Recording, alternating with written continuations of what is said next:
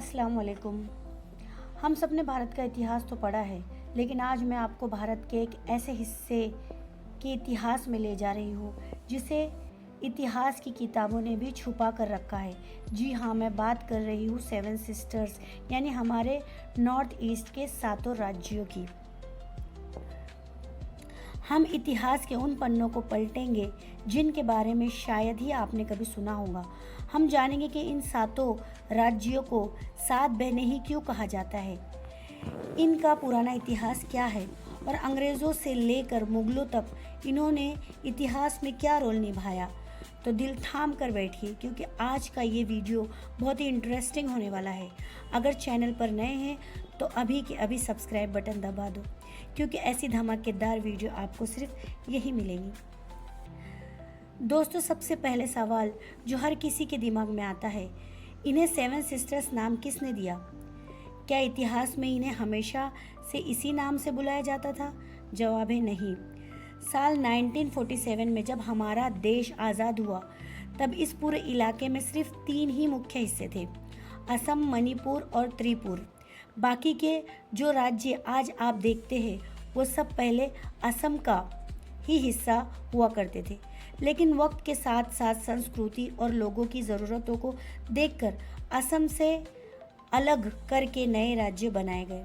साल 1972 में जब इन राज्यों की सीमाएं फिर से तय की जा रही थी, तब असम के एक बहुत ही फेमस पत्रकार थे जिनका नाम था ज्योति प्रसाद सेकिया। इन्होंने एक रेडियो शो के दौरान पहली बार इन सातों राज्यों के लिए सेवन सिस्टर शब्द का इस्तेमाल किया। उनका कहना था कि ये सातों राज्य भले ही अलग अलग हैं, लेकिन इनका रहन सहन, इनकी ज़रूरतें और इनका भूगोल, इनका ज्योग्राफी एक दूसरे से इतना जुड़ा हुआ है जैसे एक ही परिवार के साथ सगी बहनें हों। बस तब से ये नाम पूरी दुनिया में मशहूर हो गया। चलिए अब चलते हैं इतिहास के थोड़े और पीछे। बात करते हैं हमारी पहली बहन की, यानी असम। असम का इतिहास इतना खतरनाक है कि मुगलों ने इस पर कब्जा करने के लिए 17 बार हमले किए, लेकिन नाकाम हो गए। अहोम राजाओं ने असम पर लगभग 600 सालों तक राज किया। इसके बाद साल 1826 में अंग्रेज़ों ने एक संधि के जरिए असम पर कब्जा किया और यहाँ चाय के बागान और भारत का पहला तेल का कुआं खोज निकाला। अब बात करते हैं दूसरी बहन की, अरुणाचल प्रदेश। इसका इतिहास बौद्ध धर्म और तिब्बत से बहुत जुड़ा हुआ है। यहाँ के तवांग में दुनिया का दूसरा सबसे बड़ा बौद्ध मठ है। 1962 में भारत और चीन के बीच जो युद्ध हुआ था, उसका गवाह भी ये राज्य रहा है। हमारी तीसरी बहन है मेघालय, जिसे बादलों का घर कहा जाता है। इतिहास में यह खासी, जयंतिया और गारो नाम के राजाओं का राज था। यहाँ के लोगों ने अंग्रेज़ों के खिलाफ बहुत बड़ी लड़ाइयाँ लड़ी। मेघालय की एक खास बात यह है कि यहाँ का समाज मातृसत्तात्मक है, यानी सरल शब्दों में कहे तो यहाँ परिवार का नाम माँ से बच्चों को मिलता है, ना कि पिता से। है ना कमाल की बात। आगे बढ़ते हैं हमारी चौथी बहन की तरफ, जो है मणिपुर। मणिपुर का इतिहास महाभारत काल से भी जोड़ा जाता है। यहाँ के राजाओं का अपना एक आज़ाद राजपाट था। साल 1891 में अंग्रेज़ों और मणिपुर के बीच एक भयानक युद्ध हुआ, जिसे एंग्लो मणिपुर वॉर कहते हैं।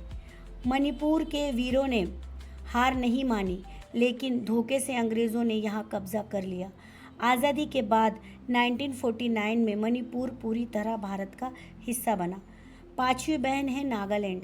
नागालैंड का इतिहास उनके जाबाज योद्धाओं यानी नागा आदिवासियों की कहानियों से भरा पड़ा है।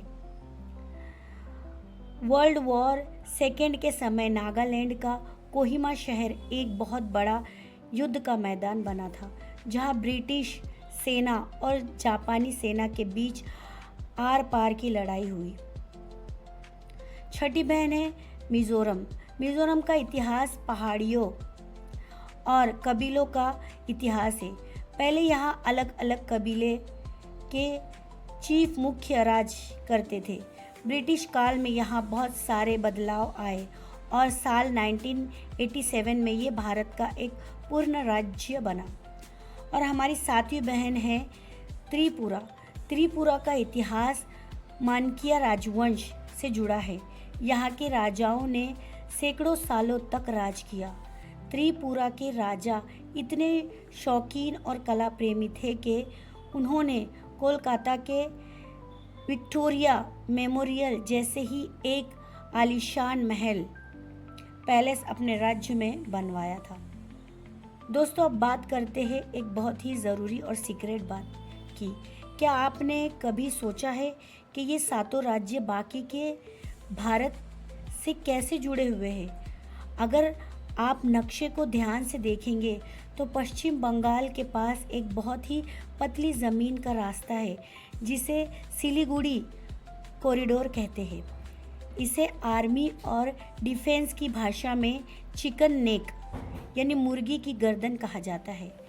ऐसा इसीलिए क्योंकि ये रास्ता सिर्फ 22 किलोमीटर चौड़ा है। सोचिए, अगर किसी दुश्मन देश ने इस 22 किलोमीटर के रास्ते को रोक दिया तो नॉर्थ ईस्ट का संपर्क पूरे भारत से टूट जाएगा। इसीलिए भारत सरकार और हमारी इंडियन आर्मी इस हिस्से की सुरक्षा 24 घंटे बहुत कड़े तरीके से करती है। ये एक छोटा सा ट्विस्ट और है, कई लोग सिक्किम को भी इसी का हिस्सा मानते हैं, लेकिन सिक्किम इन 7 बहनों का इकलौता भाई कहा जाता है क्योंकि वो थोड़ा अलग है और साल 1975 में भारत का हिस्सा बना था। तो दोस्तों, ये था हमारी 7 सिस्टर का वो शानदार और अनोखा इतिहास जो इन्हें बाकी के भारत से बिल्कुल अलग और बेहद खास बनाता है। यहाँ की संस्कृति, यहाँ के लोग और यहाँ का इतिहास सच में हमारे देश की असली शान है।